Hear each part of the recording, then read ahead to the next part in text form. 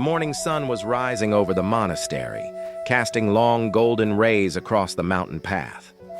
High in the mountains, a young monk walked beside his master, his steps slow, shoulders tense, eyes silently carrying a storm, the master noticed. "Your spirit is heavy today," he said gently. The young monk hesitated, then spoke.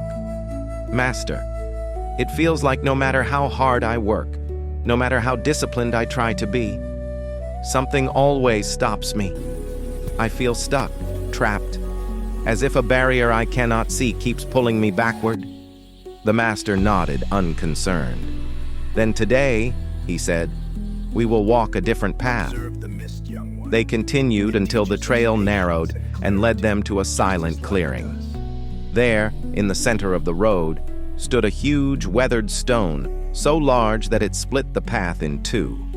The master stopped and gestured toward it. "Look closely," he said. "This stone has been here for generations. Travelers come from every direction, and each one reacts differently. Some complain about it, some curse their bad luck, some walk around it and pretend it's not there, some turn back, and a very rare few push it away." The young monk stared, confused. "Master, what does this have to do with me?" The master turned to him, eyes calm but piercing. "This stone is you." The monk froze. "Me?" "Yes," the master continued. "This stone represents the part of yourself you refuse to face. Your fear, your doubt, your guilt, your unforgiven past, your buried emotions, the truths you avoid because they make you uncomfortable." The young monk felt his breath quicken. He had never heard the master speak this directly before. The master walked closer to the stone and placed his palm against its cold surface. "Every human carries a stone," he said, "but most pretend it is not there. They walk around their pain, avoid their fears, hide their weakness, and then wonder why their path never changes." The young monk lowered his head. "Master, what if I'm afraid of what I'll find inside myself?" The master stepped toward him, voice firm yet compassionate. "That fear," he said, "is the stone." Wind brushed through the trees as if even nature was listening. "You cannot heal what you avoid.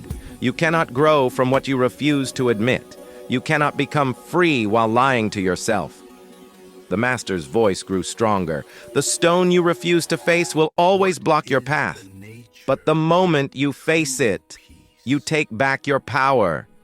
The young monk felt tears gathering at the corners of his eyes. For years he had hidden his doubts behind discipline, his insecurities behind silence, his pain behind a calm face. "How do I face something inside myself?" he whispered. The master smiled softly. "By telling yourself the truth. By looking at the part of yourself that scares you the most. By taking responsibility instead of running away, and by accepting that you do not need to be perfect, only honest." The monk inhaled deeply, then stepped toward the stone.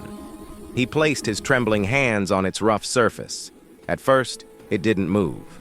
His arms shook, his legs weakened, but he pushed anyway, not with his strength, but with his truth.